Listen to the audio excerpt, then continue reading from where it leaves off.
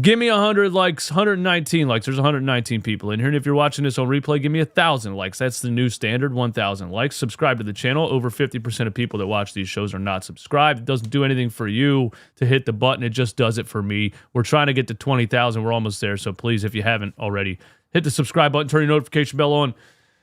Yeah, watch the game with us tonight on Playback TV. Get the Playback TV app. We're crushing it over there. We're one of the highest viewed channels on Playback TV. Join us. It's a fun time every single Sixers game. Playback TV app in the App Store. Go type in Run It Back Philly and join us, okay?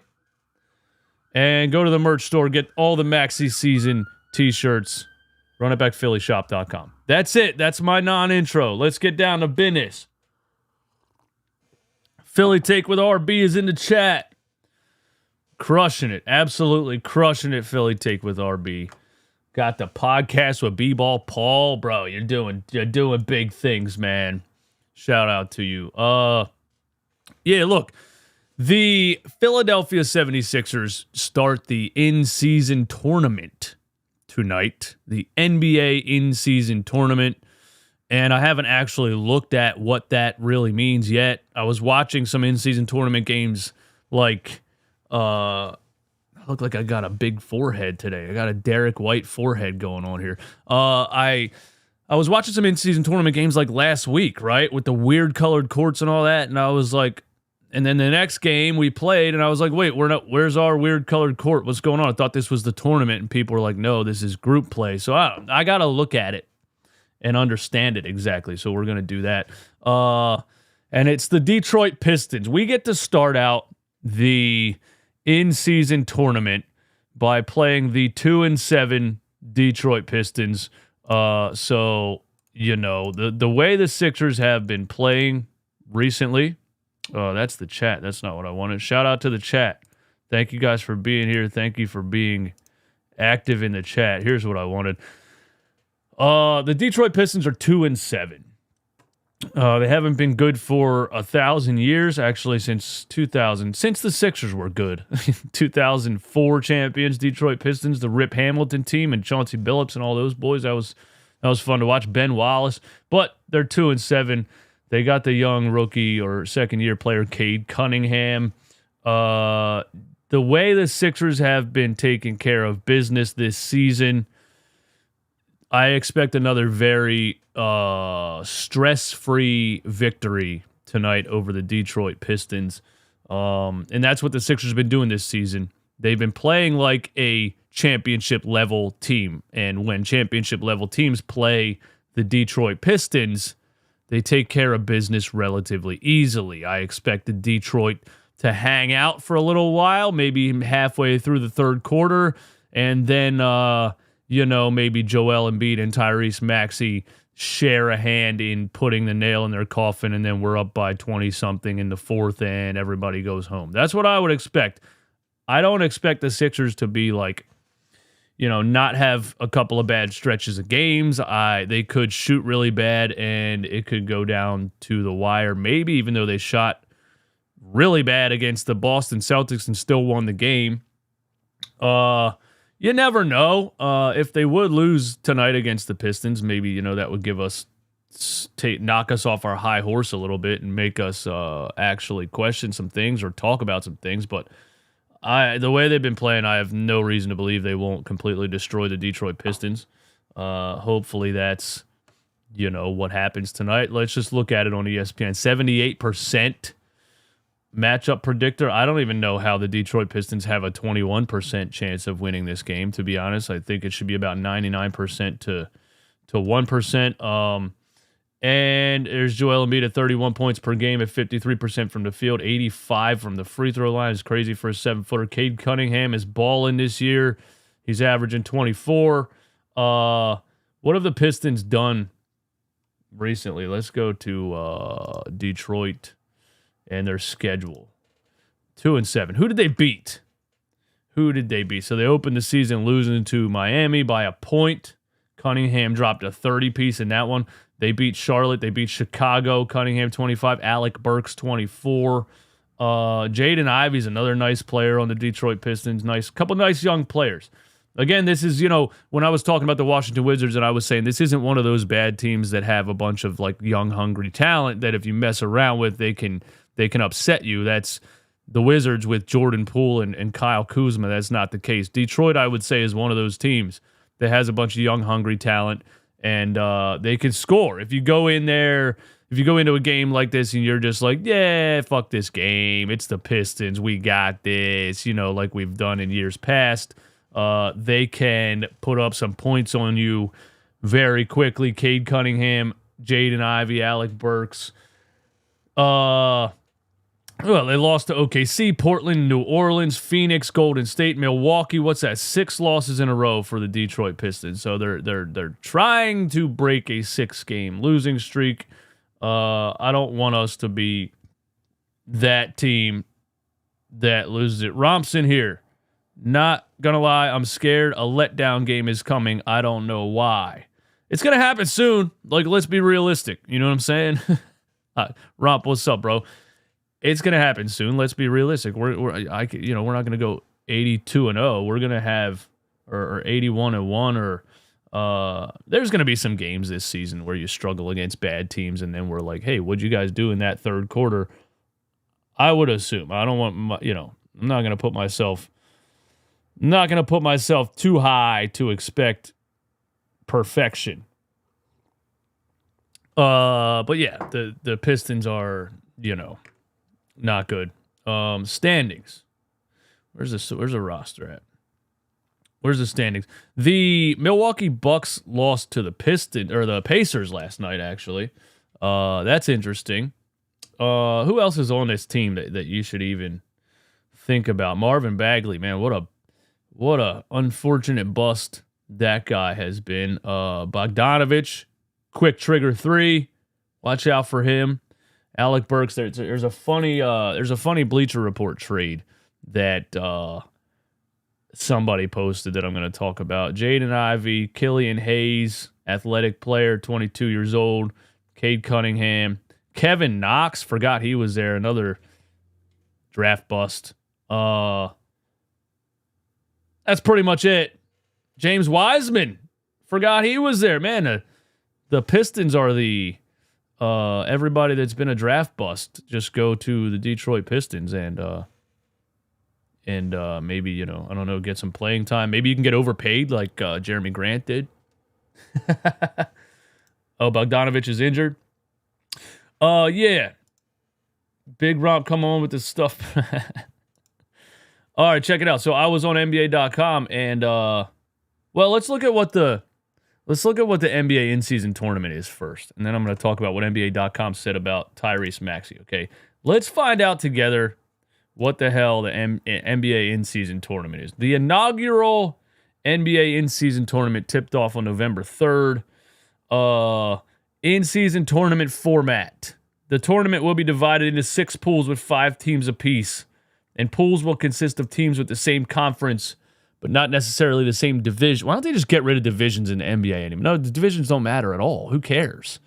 People are like, we're going to win the Atlantic Division. What's that matter? It's the top 8. The top 8 teams make the playoffs. Who cares about divisions? Divisions are stupid. Teams will play 4 group games, match up with each team in their pool once, with winners advancing to single elimination stage. Each squad will have 80 games on their initial regular season schedule, with those who don't qualify for elimination games in the tournament will have 2 more games. What? What the fuck does that mean? Each squad will have 80 games on their regular season schedule, and those who don't qualify for elimination games in the tournament will have... Oh, okay. So the elimination games in the tournament is 2 games out of the 82 games of the season. That kind of makes sense. The 2 teams who compete for the championship will play 83 total regular season games. And I didn't realize that, with the championship game being an extra game on the schedule. Okay. What's the prize? Nothing. The prize is nothing. Players who are part of the championship team will receive a $500,000 bonus, and they win the NBA Cup. There will also be a Most Valuable Player award for in-season tournament and all tournament team. I think my opinion on the tournament is this. I like it. I thought it was crazy. Last year, I thought this was the dumbest thing I've ever heard in my life. But just watching it last week, aside from the really bad courts that gave me seizures. Like the Denver Nuggets court, it was impossible. I don't know how this got approved. It was impossible to watch that game. There's a giant yellow stripe down the middle of the court that you can't take your eyes off of. I can't figure it out. Some of the other courts are less harsh on the eyes, but that one was like, what is going on here?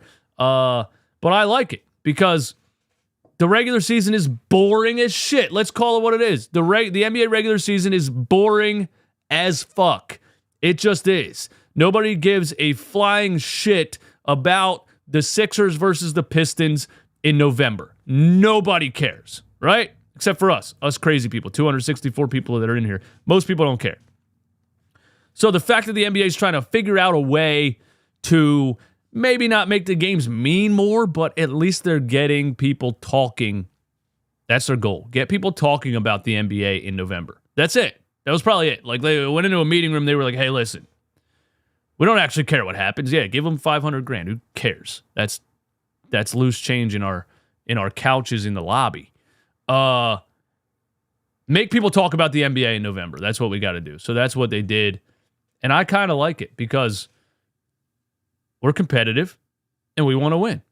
I said last year, I'm like, nobody's going to care any more about these games than they did in the regular season. But now that I'm seeing kind of the hype around it, I want to win the damn in-season tournament. That's what I want to do. And especially the way the Sixers are kind of playing right now. Like, there was the are they legit question for the first 5 games of the season before we took out the Boston Celtics. Now I'm saying, yeah, we're legit. And now if you go in here and win the in-season tournament, then it's even more of like a, hey, they beat Boston. They started the season 7-1 or 6-1. They won the in-season tournament. Then it would just be even more of a this team is legit thing. So I want to win the in-season tournament. Exactly, Brandon. I like winning shit. That's a great way to put it. There doesn't have to be a prize. Some players wanted there to be like the winner of the tournament gets an automatic playoff berth or whatever. But I'm like, teams that aren't good enough to make the playoffs probably aren't going to win the tournament. So how would that even make any sense? Yeah, there doesn't have to be a prize. I like winning shit. So that's what we want to do. We want to win the in-season tournament. I like winning shit. Yo, I'm going to put that on a t-shirt, bro. I like winning shit. That's awesome. Great comment. Let's see. In-season tournament bracket and groups, because I was like, okay, is there a bracket? So there's group play. It's like the FIBA, right? There's a group of teams. You play all the teams in your group. The team with the best record in that group gets entered into a single elimination tournament. And over the course of December 4th to December 11th, I believe, is the games in the single elimination tournament, and then there's a championship game. That's pretty much it. So here's the groups. West group, Memphis Grizzlies, Phoenix Suns, Lakers, Utah, Portland. Who are you going to take out of that group? The Grizzlies started the season terribly. The Lakers, the Phoenix Suns, if Bradley Beal ever plays this season, and Devin Booker. Utah, Portland. I would say Lakers, but I might pick a Utah upset. I might take a parlay on this tournament. That'd be fun. West group, Denver, Clippers, Pelicans, Mavericks, Houston Rockets. Obviously, we're picking Denver there, but sleeper is the Dallas Mavericks. They've had a hot start to the season so far. West group, Kings, Wolves, Warriors, Thunder, Spurs. That's a fun one. West group C is a fun one because the Wolves just took out the Celtics a couple nights ago, and Anthony Edwards is playing out of his mind. The Warriors are the Warriors, and they got damn Chris Paul coming off the bench. The Kings, the Thunder, the Spurs with Wemby. Yo, Group C is a fun one. Who are the Sixers in a group with? Cavs, Hawks, Pacers, Pistons. Yeah, we should win. We should win this group. Although we can't mess around with the Pacers, and we do play the Pacers on Sunday. And the Pacers have actually had a hot start to the season. They are, what are they? 5-3, 4-2. Where's the standings at? Let me look at it right here on my phone real quick because that's the quickest way for me to get the standings. Here we go. Look, the Pistons are 6-3, and they've beat Who the Pistons beat so far, man? The Pistons have beat the Hawks, the Cavs, the Wizards, the Cavs. They lost to Chicago. They lost to Boston. They beat the Cavs. They lost to Charlotte. They beat San Antonio, Utah. Last night they beat Milwaukee by 2 points. The Bucks lost to the Pistons with Giannis dropping a 50-piece. So the Bucks continue to be frauds, and Tyrese Halliburton, the Pistons, the Pacers starting point guard, continues to be the star point guard that we all kind of felt like he was becoming when maybe you had the option to trade Ben Simmons straight up for him, and Daryl Morey went with his obsession, James Harden. But anyway, Group B, Bucks, Knicks, Heat, Wizards, Hornets. Group C, Celtics, Nets, Raptors, Bulls, Magic. So the Celtics have a pretty easy group also. Bucks, Knicks, Heat, Wizards, Hornets. Man, the Knicks might come out of that group, honestly. That'd be pretty crazy. Let's just hope that it ends up somehow. Is it East versus West then? Like, where's the bracket? The winner of each pool plus one wildcard team will advance to a single elimination bracket stage. But they're not telling me, would it end up being East versus West? Is that what happens? So we can't get a Sixers Celtics in-season tournament championship? That would be fun. That would be fun. Bucks lost to the Pacers, not the Pistons. Yeah, I meant the Pacers. I meant the Pacers. Pacers, Pistons, Pacers. You know what I'm trying to say, man. But there's the in-season tournament, and I want to win because I like winning shit. That's what I want to do. All right, so when I went to ESPN.com, the main article on there features our guy, Tyrese Maxey. And it's Zack Low saying Tyrese Maxey's new role as a lead guard. And I'm like, oh, look. Tyrese Maxey is getting mainstream attention. They're catching on, guys. They're catching on. Just a couple, like last week, I was listening to the Rights to Ricky Sanchez podcast, and Spike was complaining because in the DraftKings MVP odds, Tyrese Maxey's not even there. And not that he's favored to win the MVP or anything, but he's not even on the list of odds. They had Tyrese Halliburton in there at like a plus 3,000 or something. Like, where's Maxey? You know what I mean? Now he's getting a little bit of mainstream attention. And here's what Zack Low says about the Sixers. Tyrese Maxey and the Sixers are fine. And I don't want to toot my own horn again, but I definitely, a couple of times before this season started, said out loud, I think the Sixers can be good. I think getting the negative energy of James Harden out of here, getting Doc Rivers out of here, adding Nick Nurse, year 4 Tyrese Maxey, more athletic wing depth, and then you make the Harden trade and you end up with Batum and Covington even adding to that wing depth. And look, lo and behold, and I remember specifically saying, I think the Sixers will be better without James Harden. And oh boy, the stan base went nuts with that one. So far, your boy has not been wrong. Anyway, here's what he said about the Sixers. Okay, whatever. They're talking about the Mike Muscala shot that landed us Tyrese Maxey. Came down to the wire in Orlando. 4 years later, Maxey's ascension toward his first All-Star nod has the Sixers well positioned to pivot away from a spasm of deals that saw Ben Simmons and James Harden come and go as would-be co-stars for Joel Embiid. Maxey is that guy now, averaging 25 and 7 on 50, 40, 90. Sheesh. Maxey being this good is the most important positive thing to happen to the Sixers since drafting Embiid. If the rumblings around Embiid quiet, if he chooses to ride out his career with the franchise, Maxey will be a big reason. Hey, I like that. I absolutely agree with that. Philly's 6-1 after edging the Celtics. The Sixers appear much closer to title contention without Harden than perhaps even they projected during the Harden stalemate. Bro, this is what I said. Last year, watching this team, even in the playoffs, I wholeheartedly did not believe they had what it took to win a championship. I didn't believe it. I lied to myself a lot of times. But I didn't believe that team, Harden, Embiid, and all of the old, short, slow guys, PJ Tucker and George Niang and everybody. I was like, I'm just being realistic. I was like, this ain't a championship team, bro. There's no way it is. They can't rebound. They can't play defense, transition defense, whatever else it was. Yeah, I agree with that. Now, they look more like a championship team right now than they did last year with James Harden, and that is just a blessing. 2 players the Sixers got in the Harden deal, Batum and Covington, are contributing already. Sixers can slot 3 switchable wing shooters between Maxi and Embiid with combinations of Batum, Covington, Harris, Oubre, DeAnthony Melton, Patrick Beverley, and Paul Reed round out the core rotation. The formula is working, but the Sixers need one more ball handler to fortify them. That's what most people are saying right now. I've never seen DJ so happy talking about the Sixers. Bro, it's been a long time, a very, very long time. This team has been frustrating for a long time.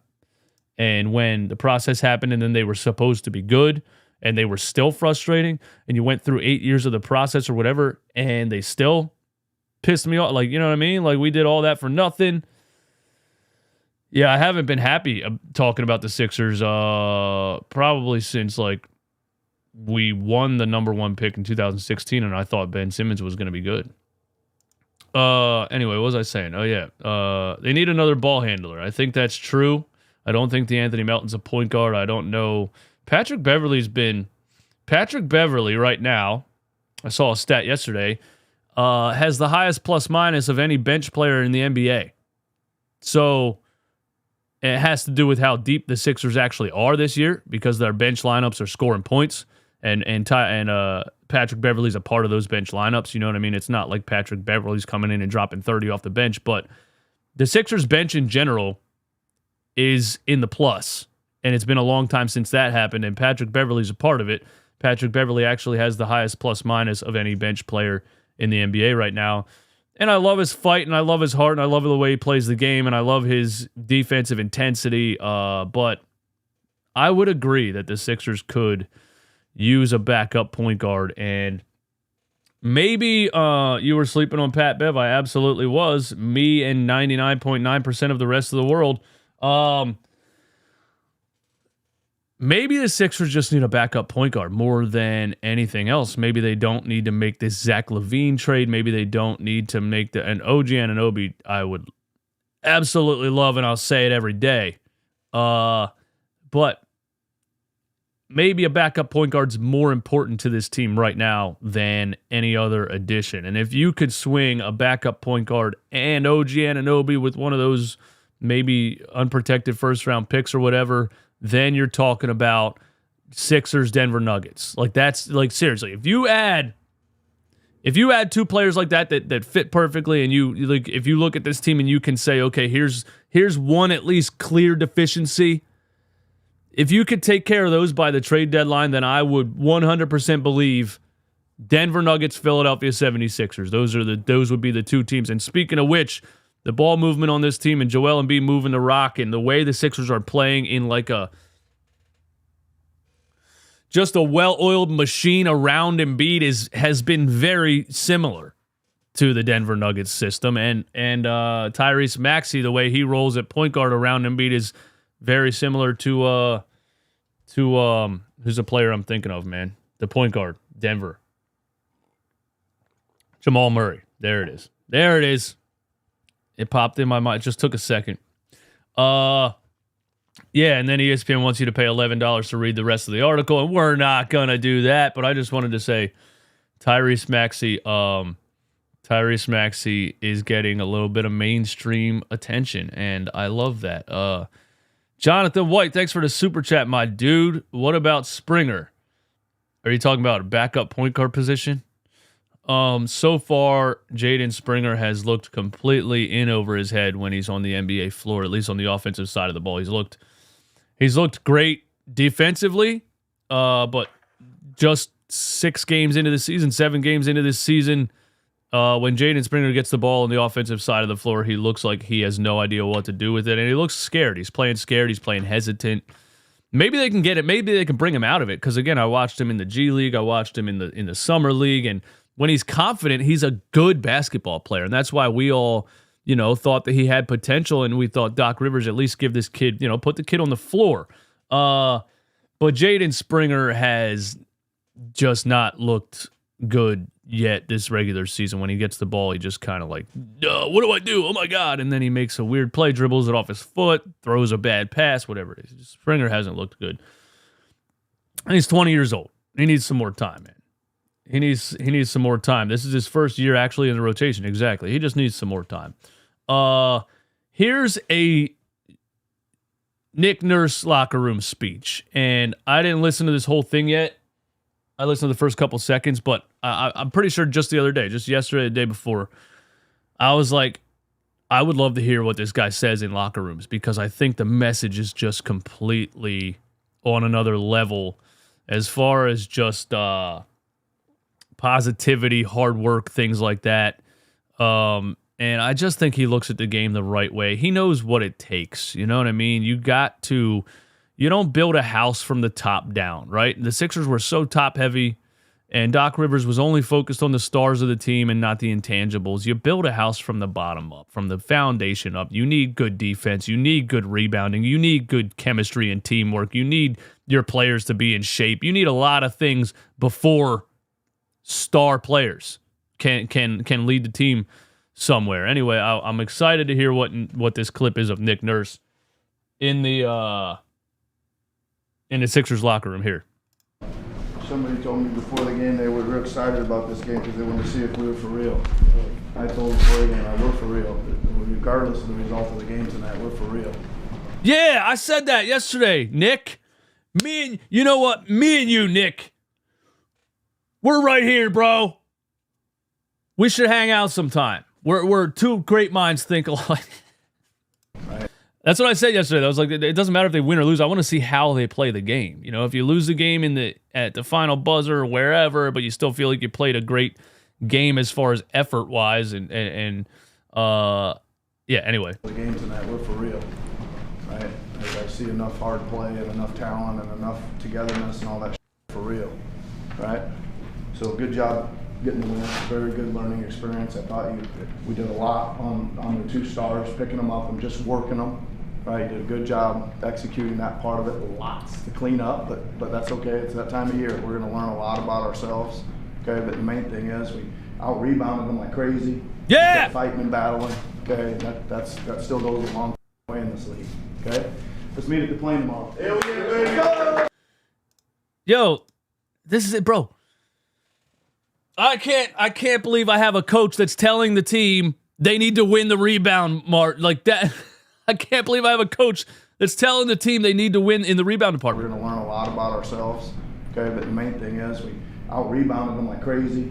We kept fighting and battling, okay? That still goes a long way in this league, okay? Let's meet at the plane tomorrow. Here we go! Yeah, let's go! Celebrate a little harder than that.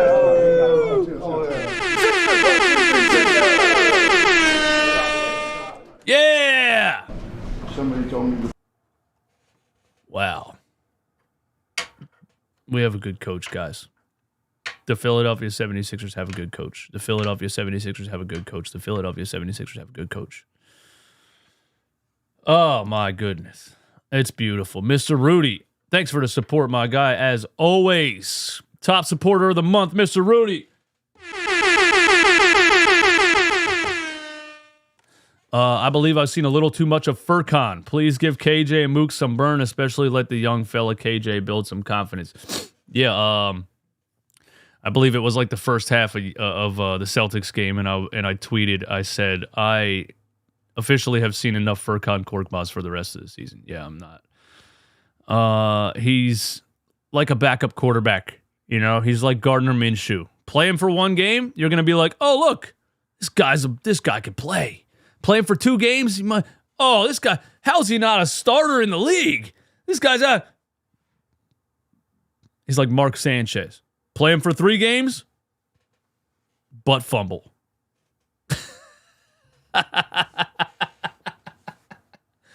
Yeah, get Furkan Korkmaz up out of here, man. We can't be doing that, bro. He's not good. Unfortunately, he's not good. There's other players that you know could be playing in Furkan's spot. I think maybe KJ Martin. I don't know. KJ Martin hasn't gotten some run yet. We'll see. Maxi lobs to KJ is top 10 waiting to happen. Bro, I can't wait. I'm going to be unbearable. If that happens on playback, I'm going to I don't know what's going to happen. I'm going to overload the volume barrier on that damn app or something. Here's the standings so far, guys. The Sixers are number 1 seed in the East right now.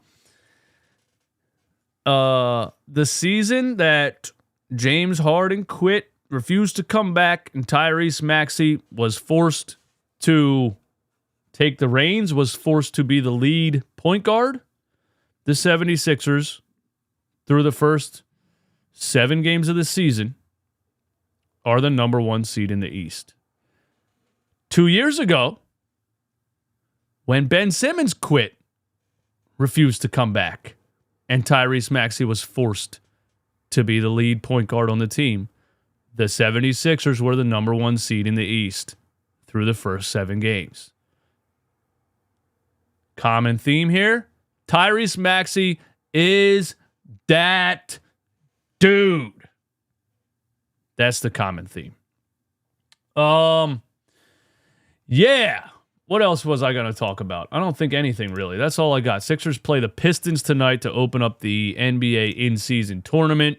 The tournament is a group play, and we have kind of an easy group.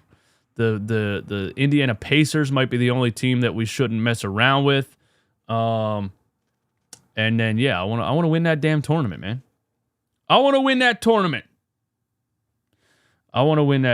Eric R., my dude. Hey, for those of you that don't know, shout out to 400 people in here. Give me 400 likes. Everybody, before we get out of here, close out the chat real quick one time right now and hit that little thumbs up. I would very much appreciate that. For those who don't know, when I started YouTube almost 5 years ago, the first comment I ever got on a video was Eric R. Shout out to Eric R.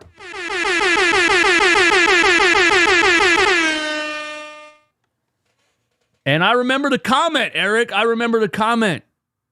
It said, yo, this channel's lit. Or this channel's legit. Something like that. I had like 30 subscribers. I love you, bro. Thank you. Thank you for still being here, too. I'm glad I didn't annoy you over the course of 5 years. And you're like, all right, I'm done with this guy. Anyway, a legit backup point guard and an acquisition, Mikal Bridges, and we are set. I'm just terrified of Morey on the phone with assets. People keep bringing up Mikal Bridges in these conversations. What's the deal with that? Why are people bringing up Mikal Bridges? Are the Nets thinking about trading Mikal Bridges? Why would they ever trade Mikal Bridges? I think Mikal Bridges has superstar potential in a couple years. I think Mikal Bridges can be a top player in this league. Maybe I haven't watched him this season to see what it looks like, but I remember last year. I mean, I think the Phoenix Suns giving up Mikal Bridges and Cam Johnson for Kevin Durant was one of the dumbest trades I've ever seen. And then they doubled down on being dumb, and they traded 6 second-round picks and a couple of pick swaps for Bradley Beal on a $250 million contract. These teams are so obsessed with big names, I swear to God, the GMs don't know what they're doing. And it happens a lot. Think about that for a second. All the bad teams, who's been bad for a long time, in the NFL? The New York Jets, the Cleveland Browns, although the Browns are, they came around a couple years, but my point is the Jacksonville Jaguars, are they good this year with what's his name and Doug Peterson? I don't know. But anyway, my point is there's a lot of GMs in professional sports that have no clue what they're doing. And it just proves that where you get in your life and your professional career doesn't always have to do with how good you actually are at or how qualified you actually are. You know what I'm saying? It's a lot of who you know, building a resume, and people believing that maybe you hopefully know what you're doing. Or you were just somebody's, son's nephew's mentor. I don't know. But there's a lot of GMs in professional sports that they are the general manager of a professional sports organization, but they are not good at it. The Phoenix Suns, not sure what you're doing out there. The Clippers? Not sure what you're doing out there.